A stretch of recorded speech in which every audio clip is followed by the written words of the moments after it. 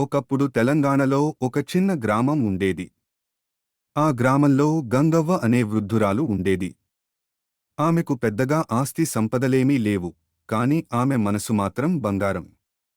ఎవరికైనా కష్టమొస్తే ముందు పరుగెత్తేది గంగవ్వే. ఒకసారి ఆ గ్రామం భయంకరమైన వర్షాలకు ముంచుకుపోయింది. పంట పొలాలు నాశనమయ్యాయి.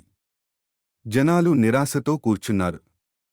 అప్పుడు గంగవ్వ తన చిన్న ఇల్లు తెరిచి అందరికీ అన్నం పెట్టడం మొదలుపెట్టింది. తాను తినకపోయినా ఎవ్వరూ ఆకలితో ఉండకూడదనే సంకల్పం చేసుకుంది. ఆమె మనసులోని ఆ దయ చూసి గ్రామం మొత్తం ఆమె వెంటే నిలబడ్డారు. ఒక్కో ఇంటివారు ఒక్కో ముద్ద అన్నం, కొంచెం పప్పు, కూర తెచ్చి గంగవ్వ వద్ద పెట్టారు. అలా చిన్న చిన్న సహాయాలతో పెద్ద విందు సిద్ధమైంది.